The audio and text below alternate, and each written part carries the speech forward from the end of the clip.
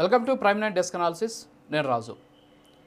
నిన్న జరిగినటువంటి సిసిఎస్ సమావేశంలో పాకిస్తాన్కి సంబంధించి అష్టదిగ్బంధనం చేసే విధంగా భారతదేశ ప్రభుత్వం కొన్ని నిర్ణయాలు తీసుకుంది.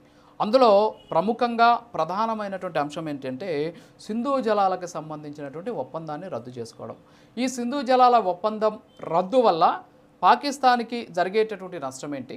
సో నిజంగా 1960లో జరిగినటువంటి సింధు జలాల ఒప్పందాన్ని రద్దు చేసుకునేటటువంటి అధికారం భారతదేశానికి ఉందా? ఇప్పుడు పాకిస్తాన్ ప్రశ్నిస్తున్నటువంటి ప్రశ్నలు ఇవి. ఎవరో చేసినటువంటి ఉగ్రవాదులు చేసినటువంటి కుట్రకి మా దేశాన్ని ఎందుకు టార్గెట్ చేశారు? 1960లో చేసుకున్నటువంటి ఒప్పందాన్ని మీరు ఎలా రద్దు చేస్తారు అని చెప్పేసి పాకిస్తాన్కి సంబంధించినటువంటి వాయిస్ ఇప్పుడిప్పుడే లేస్తుంది. సో దీనికి సంబంధించి ఒక వివరణ ఏంటి అంటే, ఈ సింధు జలాలకు సంబంధించినటువంటి ఒప్పందం ఏదైతే ఉందో ఈ ఒప్పందాన్ని రద్దు చేసుకునేటటువంటి అధికారం భారతదేశానికి ఉంది. ఎలా ఉందంటే, వియన్నా ఒప్పందంలో ఉన్నటువంటి లా ఆఫ్ ట్రీటీస్ సెక్షన్ 62 ప్రకారం పాకిస్తాన్లో ఉన్నటువంటి దేశం తమకు వ్యతిరేకంగా తీవ్రవాద గ్రూపులను ఉపయోగిస్తోందని చెప్పేసి భారత్ భావిస్తే ఈ ఒప్పందం నుంచి తప్పుకోవచ్చు అని చెప్పేసి అంతర్జాతీయ న్యాయస్థానం గతంలోనే తీర్పు చెప్పింది. ఏంటంటే, ఉగ్రవాదులను తయారు చేసి భారతదేశం మీదకి పాకిస్తాన్ ప్రయోగిస్తోంది అని కానీ భావిస్తే ఈ ఒప్పందాన్ని రద్దు చేసుకోవచ్చు. ఎస్, ఇప్పుడు అదే జరిగింది. ఎందుకు అని ఆ మాట అంటున్నానంటే, కరెక్ట్గా ఈ నెల 17వ తేదీన ఆ దేశానికి సంబంధించినటువంటి ఆర్మీ చీఫ్ కొన్ని వ్యాఖ్యలు చేశారు. ఏంటి అంటే, ఎప్పుడు కూడా హిందూ ముస్లిం ఒకటి కాదు, అక్కడ ఉన్నటువంటి ఏదైతే కాశ్మీర్ ఉందో కాశ్మీర్ ఎప్పటికైనా సరే అది పాకిస్తాన్దే, భవిష్యత్ తరాలకు కూడా మీ పిల్లలకు కూడా ఇది నూరిపోయండి, త్వరలోనే కొన్ని చర్యలు ఉండబోతున్నాయని చెప్పేసి ఆయన కొన్ని వ్యాఖ్యలు చేశారు. అంటే దీన్ని బట్టి ఏమర్థమవుతుంది? పాకిస్తాన్ ప్రేరేపిత ఉగ్ర దాడి ఇప్పుడు జరిగింది ఇక్కడ అనేది ఇక్కడ మనకు స్పష్టంగా తెలుస్తోంది. మరి దీన్ని బట్టి ఏదైతే గతంలో అంతర్జాతీయ న్యాయస్థానం చెప్పినటువంటి తీర్పు ఉందో దాని ప్రకారం ఇప్పుడు ఈ సింధు నదీ జలాలకు సంబంధించినటువంటి ఒప్పందాన్ని రద్దు చేసుకున్నారు. సరే, సింధు నదీ జలాల ఒప్పందాన్ని రద్దు చేసుకోవడం వల్ల పాకిస్తాన్కి జరిగేటటువంటి నష్టం ఏంటి? పాకిస్తాన్కి ఏం జరుగుతుందంటే, ఈ సింధు నది పరివాహక ప్రాంతం అంతా కూడా దాదాపు 11.2 లక్షల కిలోమీటర్ల మేర వ్యాపించి ఉంది. ఇందులో పాకిస్తాన్లో వచ్చేసి ఒక 47%, అలాగే భారతదేశంలో వచ్చేసి 39%, చైనాలో వచ్చేసి ఒక 8%, ఆఫ్ఘనిస్తాన్లో ఒక 6% వరకు కూడా ఈ సింధు నది పరివాహక ప్రాంతం ఉంది. ఇందులో దాదాపు 30 కోట్ల మంది ఈ సింధు నది పరివాహక ప్రాంతాన్ని నమ్ముకొని జీవిస్తూ ఉన్నటువంటి సిచ్యువేషన్ ఉంది. ఈ నేపథ్యంలోనే 1960లో ఒక ఒప్పందాన్ని చేసుకున్నారు. ఈ 1960లో చేసుకున్నటువంటి ఈ ఒప్పందాన్ని ఎప్పుడు కూడా భారత్ ఉల్లంఘించలేదు. ఎందుకు ఉల్లంఘించలేదు అంటున్నానంటే, మన రెండు దేశాలు అంటే భారత్ అలాగే పాకిస్తాన్ మధ్య కార్గిల్ యుద్ధంతో కలిపి దాదాపు 3 యుద్ధాలు జరిగాయి.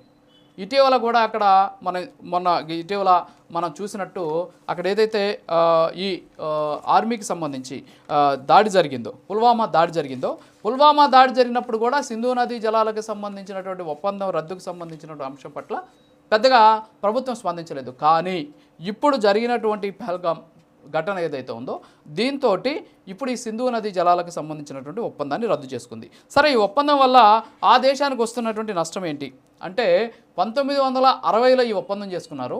1948లో ఏం చేసిందంటే, భారతదేశం సింధు నదీ జలాలను పాకిస్తాన్లోకి వెళ్లకుండా అడ్డుకునిందనమాట.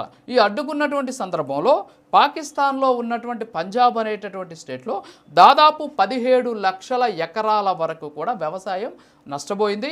అక్కడ ఉన్నటువంటి ప్రజలంతా కూడా తీవ్ర ఇబ్బందులు పడ్డారు. ఎప్పుడైతే మనం ఈ వాటర్ని పంపడం ఆపేస్తామో, భారతదేశం ఎప్పుడైతే ఈ ఒప్పందాన్ని రద్దు చేసుకుంటుందో అక్కడికి వెళ్లాల్సినటువంటి వాటర్ భారతదేశం నుంచి వెళ్ళదు. ఈ వెళ్ళకపోవడం వల్ల అక్కడ ఉన్నటువంటి ప్రజలు ఇబ్బందులు పడేటటువంటి సిచ్యువేషన్ ఉంది. ఇక్కడ ప్రభుత్వం అంటే కేంద్ర ప్రభుత్వం టార్గెట్ ఏంటి? పాకిస్తాన్ ప్రజలు కాదు, పాకిస్తాన్లో ఉన్నటువంటి ఏదైతే ఉగ్రవాదాన్ని ప్రేరేపిస్తున్నటువంటి పాకిస్తాన్ ప్రభుత్వం మాత్రమే టార్గెట్. సో ఈ నదీ జలాలకు సంబంధించి నీళ్లను ఆపేయడం ద్వారా అక్కడ ఉన్నటువంటి ప్రజలకు వాస్తవం తెలుస్తుంది. వాస్తవం తెలిసినప్పుడు అక్కడ ఉన్నటువంటి ప్రభుత్వం మీద ఒత్తిడి పెరుగుతుంది, వ్యతిరేకత పెరుగుతుంది.